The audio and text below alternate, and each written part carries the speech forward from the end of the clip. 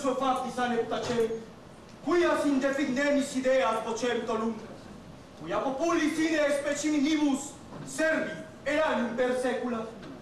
Cuando los pueblos se domestican y callan, los forjadores de ideas levantan la voz, ya que los pueblos sin ideales son y serán siempre esclavos. Señores del jurado calificador, compañeros artesanos de la palabra libre, amigos todos. La historia de México se ha escrito a través de las hazañas de sus grandes hombres, de aquellos que entregando su vida, su sangre, su talento y su pasión, conquistaron las aspiraciones de la sociedad. Se abrieron los cielos y bajó la profecía de Huitzilopochtli. Las tribus nahuatlacas partieron de Aztlán, lugar de las garzas, en el estado Nayarita, para lograr la fundación de la majestuosa Tenochtitlan. Ahí, el temple y el carácter guerrero, militar, intelectual y literario de nuestros indígenas lograron construir sus organizaciones magníficas, así como una civilización capaz de lograr una organización política y militar en el México prehispánico. Es precisamente con la llegada de los peninsulares y el coloniaje implantado, la espada y la cruz atormentan y asesinan. Ahí encontramos la enseñanza del joven abuelo, de Cuauhtémoc Tlacatecutli, el señor de los aztecas, quien nos diría: ¿acaso estoy yo en un lecho de rosas? ¿Cómo dejar de mencionar, señores, la presencia de Cuitláhuac?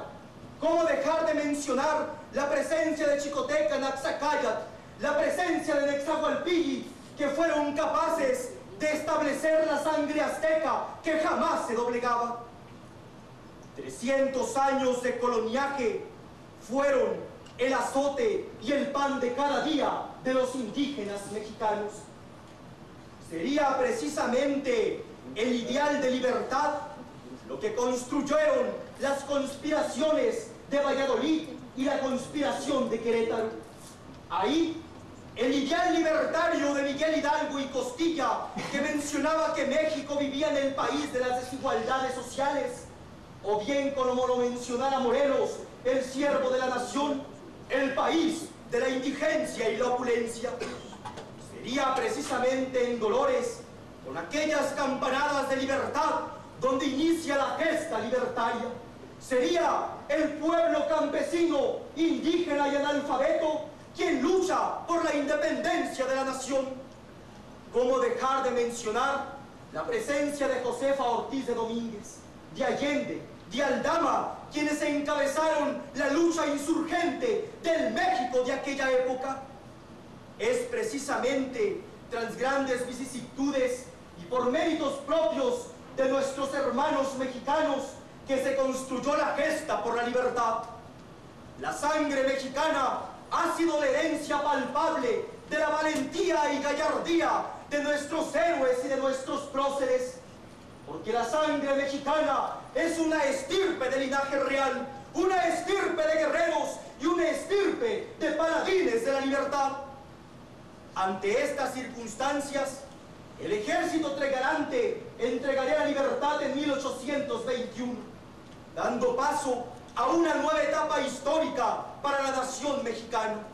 El factor del constitucionalismo se ve reflejado en aquellos sentimientos de la nación que estableciera en su época José María Morelos, declarando la libertad y que sería el antecedente de la Constitución de Apaxingán, donde será una nueva libertad y una estructura para el nuevo Estado político y jurídico de México.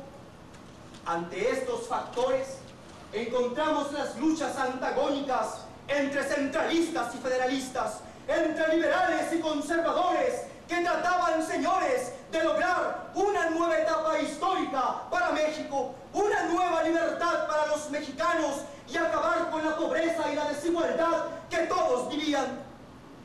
Ante estos factores y ante estas circunstancias, el temple histórico de la nación es el producto de las luchas y el producto de mentes liberales. sería precisamente el pensamiento de Miguel Ramos Arizpe quien encabeza la lucha a favor del federalismo. Es ahí, señores, donde encontramos la lucha de la libertad. ¿Cómo dejar de mencionar la galería de hombres de la Reforma, donde aparece precisamente el pensamiento de Benito Juárez García, de Guillermo Prieto, quienes encabezan una nueva lucha por la libertad? Es Juárez el hombre, aquel hombre que encabeza la separación de la Iglesia y del Estado, gritando a los hombres de la sotana el poder del privilegio. Encontramos en Juárez aquel Prometeo de la libertad, aquel Prometeo de la justicia social y aquel Prometeo de los nuevos rumbos de la nación. Ante estas circunstancias, ¿cómo dejar de mencionar aquellos hombres oaxaqueños que también participaron en esta futura proclama de las leyes de reforma, como el maestro Manuel Ruiz, maestro y profesor de Benito Juárez, así como la presencia de Marcos Pérez y Miguel Méndez? La época revolucionaria sería el gesto universal tras la dictadura de Díaz. Ahí, el pensamiento de Ricardo Flores Magón, de Praxedis Guerrero, de Camilo Arriaga y Librado Rivera darían la lucha por la libertad.